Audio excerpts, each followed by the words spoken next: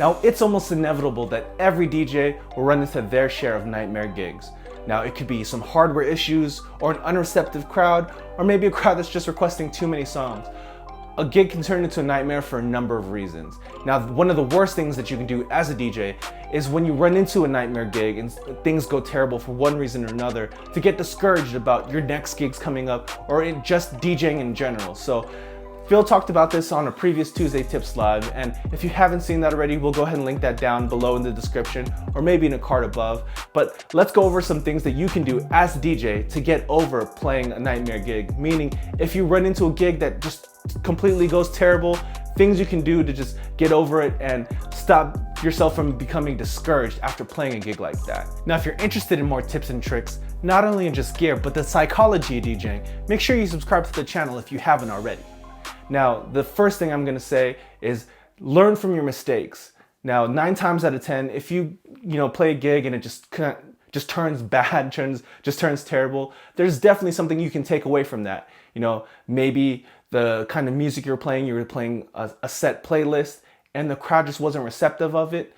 Maybe the next time you play, you'll have different kind of genres of music. So if that's not working, you can switch over to something else. That's something you can learn. Or maybe there was hardware issues and the music dropped out. Maybe next time you'll learn to carry some backup music, or maybe even a backup controller so the music won't stop.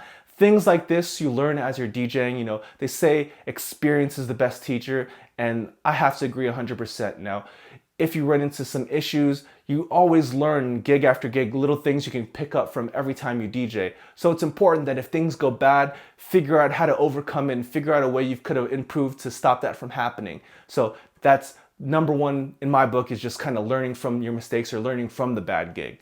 Now, the second one for me, and this is another really important one, is to, after you're playing a bad gig like that, to practice or, hang out with some other DJ friends and just maybe have a session, play a couple tracks. If you're into scratching or beat juggling or turntablism, maybe have a little scratch session. Just getting around some people that share the same passion as you, that understand the kind of music that you're playing, that understand the kind of DJing that you're doing. Be it online or in person, it's just so important just to get that passion back, to become encouraged once again. And one of the best ways to do it is being around people that friends of yours that you've met, like I mentioned, in person or online, that just understand where you're coming from and understand your passion, and that'll encourage you to DJ and just to encourage you to keep moving forward with this craft and with this passion. Now, the third one I would say is, if you have the means and the ability to, if you played a gig and that just totally wasn't your thing and it just totally went wrong, maybe it's time to just throw your own kind of party, throw your own gig where you're going to be able to play the music that you want to play and that you have a little bit more control over, and that's something you're going to be even more passionate about because it's your project. Now, I know Phil talks about this, and in general, we talk about just how important it is to throw your own party.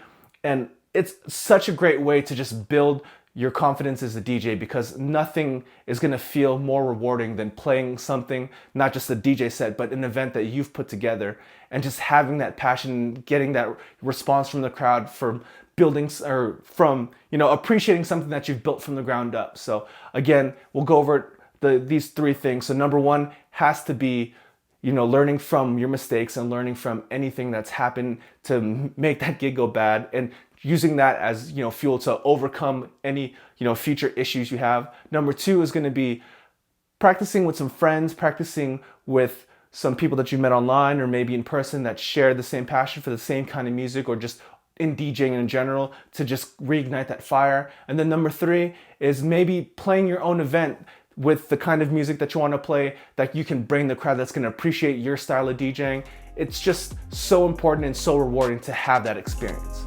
Now, again, every DJ is going to run into their share of nightmare gigs, from the first beginner DJs all the way to the top tier DJs like your Calvin Harris's and your Tiestos and your Arminds.